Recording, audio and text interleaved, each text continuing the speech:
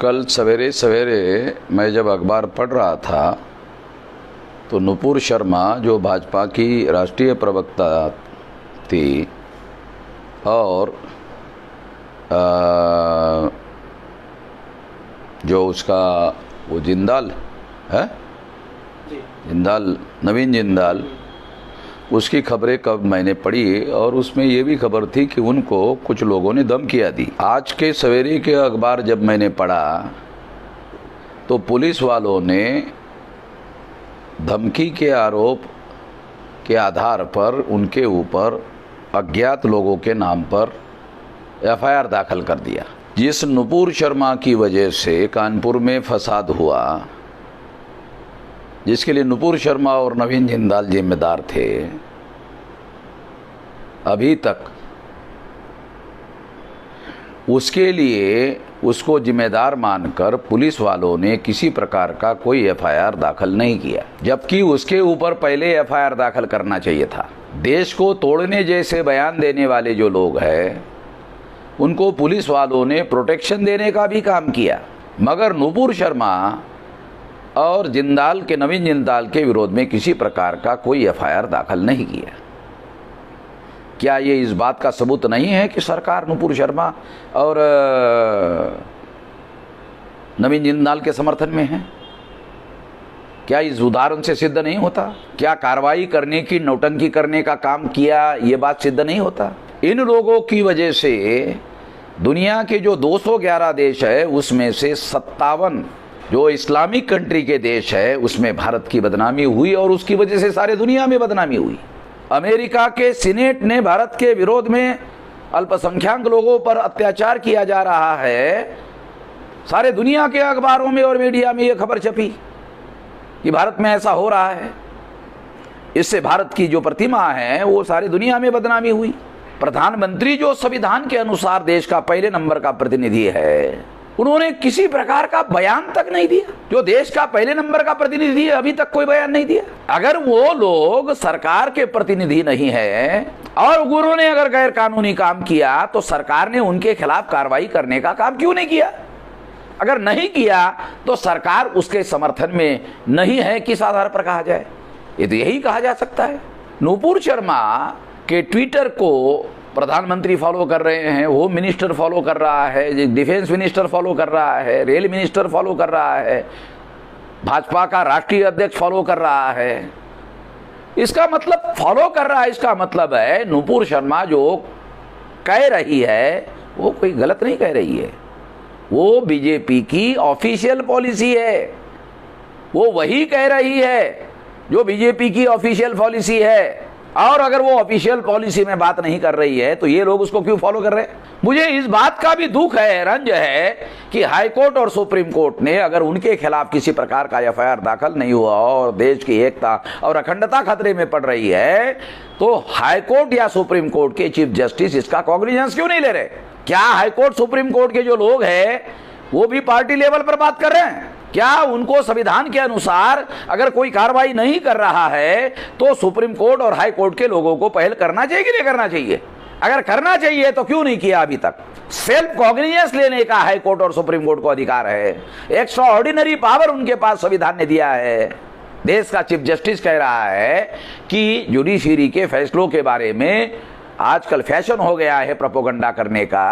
ऐसा बयान बार बार chief justice दे रहा है। अगर ऐसा बयान चीफ जस्टिस दे रहे हैं तो चीफ जस्टिस ने इसके बारे में और ऐसे बहुत सारे बातों के बारे में सेल्फ कॉग्निजेंस लेने का काम क्यों नहीं किया? अगर लोग, भारत की प्रजा अगर चीफ जस्टिस के इस व्यवहार के बारे में अगर देख रहे हैं तो इसमें गलत क्या है? मैं दोबारा रिपीट करके बोलता हूं, चीफ जस्टिस वर्मा ने बॉम्बे हाई कोर्ट के जजमेंट के विरोध में धर्म और धर्म के प्रतीकों का इस्तेमाल करते हुए चुनाव लड़ने को भ्रष्टाचार घोषित किया था। उसको जस्टिस वर्मा ने, जो चीफ जस्टिस थे, रद्द किया था। उसकी वजह से सारा का सारा समस्या खड़ी हो गई। क्या जस्टिस रमन चीफ जस्टिस है, इसकी समीक्षा करेंगे? देश हित में, राष्ट्र हित में समीक्षा करेंगे? जो मेरे जैसे सामान्य बुद्धि के आदमी को समझ में आ रहा है, चीफ जस्टिस को समझ में नहीं आ रहा है। क्या रंजन गोगोई ने बाबरी मस्जिद के मुद्दे पर, जो मुसलमानों के प्रतिनिधि थे और मुसलमानों के सुप्रीम कोर्ट के बड़े लॉयर थे, उनको पर्याप्त समय दिए बगैर बहस करने नहीं दिया। क्या ये बात सही नहीं है? क्या ये रिकॉर्डेड फैक्ट नहीं है? अगर चीफ जस्टिस रंजन गोगोई पर्याप्त सुनवाई किए बगैर फैसला दे रहे हैं तो किस आधार पर यह फैसला न्यायोचित है? नेचुरल जस्टिस के अनुसार यह फैसला दिया गया है, किस आधार पर कहा जा सकता है? अगर ये लोग कहते हैं तो जस्टिस रमन्ना को क्यों बुरा लग रहा है? बुरा नहीं लगना चाहिए। ईवीएम के बारे में सुप्रीम कोर्ट ने फैसला दिया, मेरे केस में सुप्रीम कोर्ट ने फैसला दिया, पेपर ट्रेल मशीन लगाने का फैसला दिया, रंजन गोगोई ने इसको बदलने का और मैच करने का फैसला दिया। क्या जस्टिस रमन्ना मैच करने से फ्री फेयर एंड ट्रांसपेरेंट हो सकता है? इसको सिद्ध करने के लिए कोशिश करेंगे। किस आधार पर मैच करने से फ्री फेयर एंड ट्रांसपेरेंट हो सकता है? कोई है आधार? कोई तर्क है? कोई तथ्य है? जब बैलेट पेपर हुआ करता था तो रिकाउंटिंग होती थी, तो पेपर ट्रेल मशीन के अंदर जो कागज डाले जाते हैं वोट के, उसकी रिकाउंटिंग करने से ही फ्री फेयर एंड ट्रांसपेरेंट चुनाव हो सकता है। क्या जस्टिस रमन ऐसा करने की कोशिश करेंगे? अगर भारत के प्रजा की तरफ से यह बात अगर उठती है तो वो करेंगे।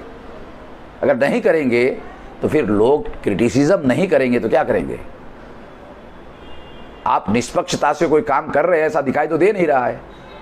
आप केवल बयान दे रहे हो।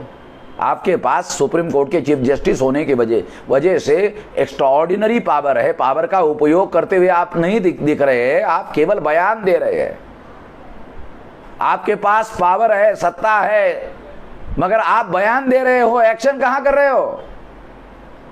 आपसे एक्शन की उम्मीद है, एक्शन कहां कर रहे हो? अगर हम ये उम्मीद करते हैं तो गलत क्या करते हैं?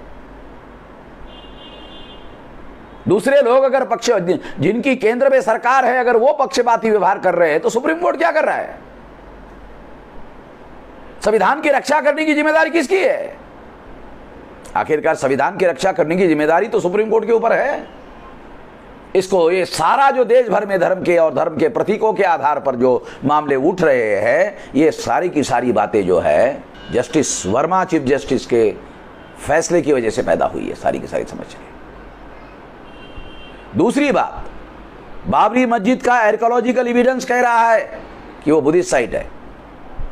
मथुरा का साइट भी बुद्धिस्ट साइट है, आर्कियोलॉजिकल एविडेंस हमारे पास है। वाराणसी का जो ज्ञानवापी मस्जिद या मंदिर है, ये भी बुद्धिस्ट साइट है, आर्कियोलॉजिकल एविडेंस उसके भी हमारे पास है। और इसलिए मुगलों ने और ब्राह्मणों ने मिलकर उस पर बांट करके मंदिर बनाए। एक साइड में मस्जिद बनाया, एक साइड में मंदिर बनाया। अगर ये मंदिर होता तो ब्राह्मणों के पुरखों ने अपनी आधी जगह मुसलमानों को क्यों दी? क्योंकि वो जगह ब्राह्मणों की नहीं थी, वो बुद्धिस्ट की थी। तो ब्राह्मण और मुसलमानों ने आपस में संगत मत करके ये षड्यंत्र करने का काम किया। उस समय ब्राह्मणों के पुरखों ने जो काम किया वो देशद्रोह का काम था। आज देशभक्ति की नौटंकी करने का काम कर रहे हैं। इस नौटंकी को हम समझते नहीं है, ऐसा नहीं है, हमें मालूम है। आर्कियोलॉजिकल एविडेंस हमारे पास है और आर्कियोलॉजिकल एविडेंस फाइनल एविडेंस है। आने वाले समय में इसके बारे में देशव्यापी आंदोलन भी किया जाएगा, छोड़ेंगे नहीं। आर्टिकल 19 के तहत आंदोलन करने का हमारे पास अधिकार है, इसका उपयोग करेंगे संविधान और कानून के दायरे में रहकर। इतना ही कहना चाहता हूं।